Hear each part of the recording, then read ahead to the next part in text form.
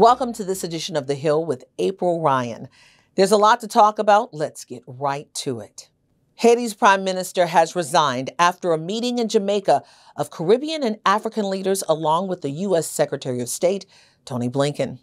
Jake Sullivan of the National Security Council explains the help the United States is giving Haiti and what is a realistic expectation of what they want to happen in Haiti. I hate to make predictions about what's going to happen in the United States by the end of the year, so it's very difficult for me to make predictions about what's going to happen in Haiti. Well, let me start with the easier question, which is the quantifying of assistance. It's $300 million now, sum total, for the multinational security support mission, $33 million in a new additional announcement on humanitarian assistance.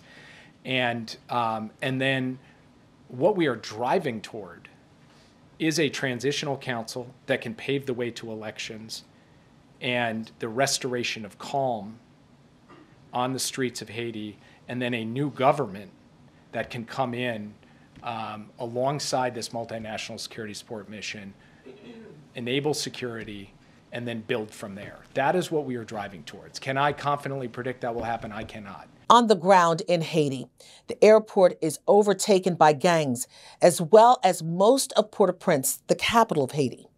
Meanwhile, when it comes to those Haitians seeking asylum from the unrest there, unrest that has 80% of the country under gang rule, thousands have legally applied for asylum in Haiti, according to Biden administration officials.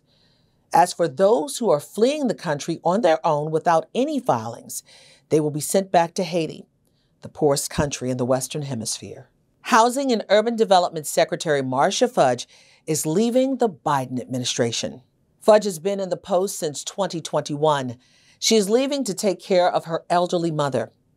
But for the past 3 years, Fudge has fought to expand home ownership, particularly among minorities, reduce appraisal discrimination, protect renters, eliminate lead pipes in old homes, and retrofit homes with broadband access.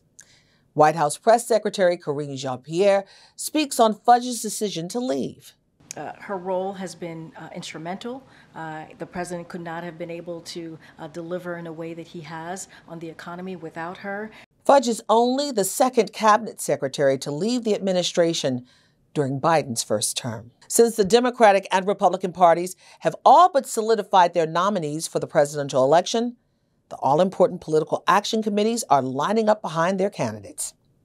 3 key minority PACs are throwing their support behind President Biden's run for another term in the Oval Office. The Collective PAC, the Latino Victory Fund, and the AAPI Victory Fund are all endorsing the Biden-Harris ticket. We've come together to announce a $30 million commitment to engage our communities and turn them out to support Joe Biden and Kamala Harris. And we've made a historic endorsement of Joe Biden and Kamala Harris. Our organizations have never done this type of joint endorsement, let alone for someone with President Biden who was not a member of our communities. But we think the stakes are so high that it was really critical for us to come out early in the cycle. But again, to your point, to begin the process of communicating to voters what has been done.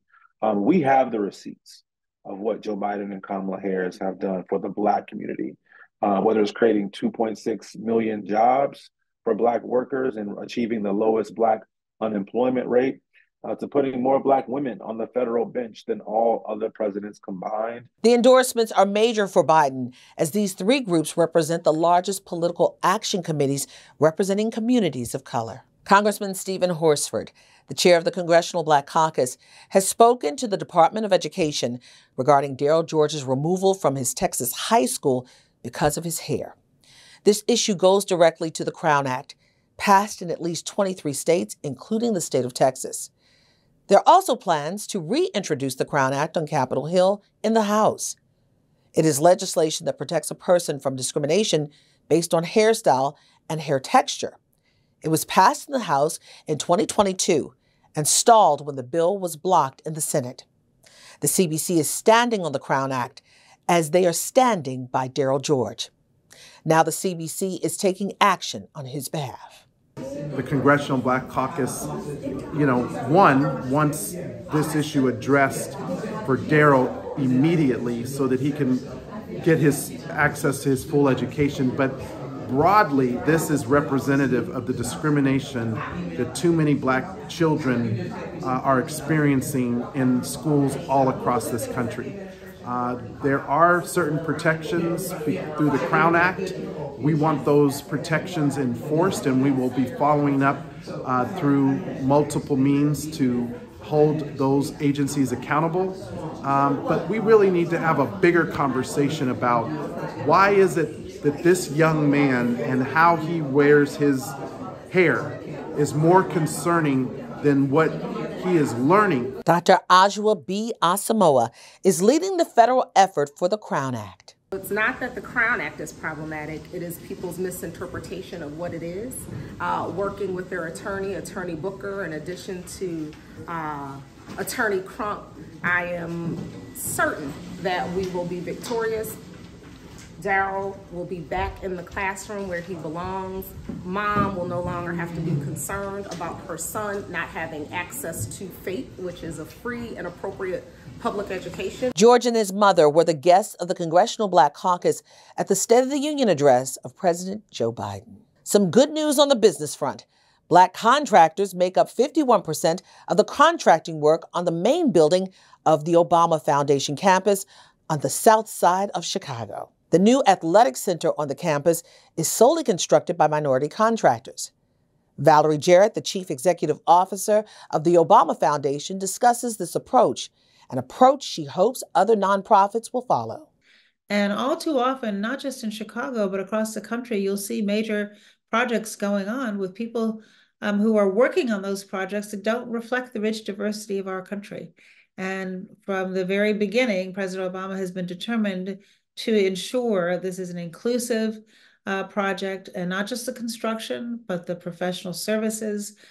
He uses the phrase business diversity, so it's not just construction and suppliers, but the way we do business should benefit the people who are in this immediate community and the rich diversity of our city as a whole. Jarrett says the minority contractors for this project are from the Chicago area and were all vetted in a competitive bidding process. And that's it for another edition of The Hill with April Ryan. Tune in next time right here for more news and information for us and about us. Until next time, peace.